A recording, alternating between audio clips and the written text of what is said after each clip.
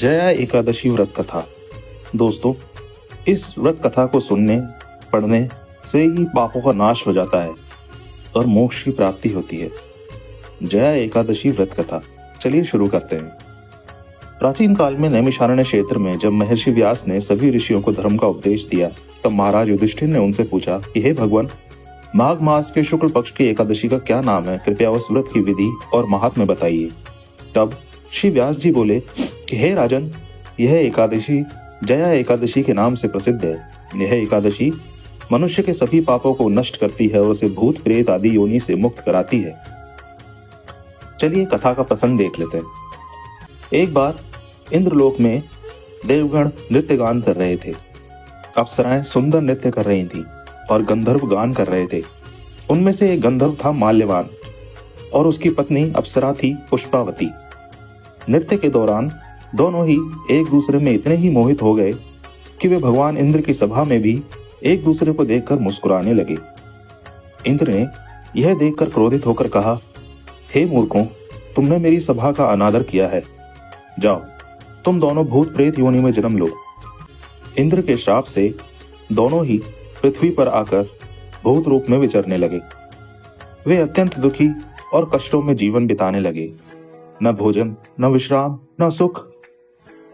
एक बार माघ मास के शुक्ल पक्ष की जया एकादशी का दिन आया।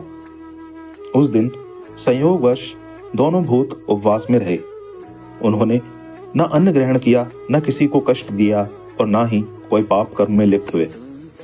यह व्रत अनजाने में ही उनके द्वारा हो गया। अगले दिन द्वादशी को जब भगवान विष्णु ने देखा कि ये दोनों ने जया एकादशी का उपवास किया है, तो वे प्रकट होकर बोले, हे माल्यवान और पुष्पावती, तुमने मेरे प्रिय व्रत का पालन किया है, अतः अब तुम्हें मैं मुक्त करता हूं। यह कहकर भगवान विष्णु ने उन्हें उनके दिव्य स्वरूप में उन्हें स्थापित कर दिया और वह पुनः लौट गए। व्यास जी बोले, हे राजन, जो भी श्रद्धा भाव से जया एकादशी का व्रत करता है या इसकी कथा सुनता है, उसे समस्त पापों से मुक्ति मिलती है।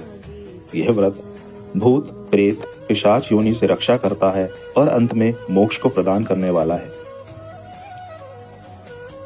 तो दोस्तों, ये थी जया एकादशी की व्रत कथा। चलिए अब इसकी जो व्रत विधि है वो भी हम संक्षेप में देख लेते हैं। एक दिन पहले ही, दशमी से ही, तामसिक भोजन जैसे लहसुन प्याज आदि को त्याग देना चाहिए। एकादशी के दिन प्रातः स्नान कर भगवान विष्णु की पूजा करें। ओम नमो भगवते वासुदेवाय, ओम नमो भगवते वासुदेवाय, ऐसे मंत्र का जाप करें।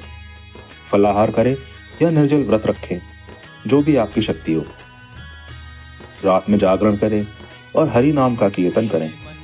अगले दिन द्वादशी को ब्राह्मण को भोजन कराकर व्रत का पारायण करें।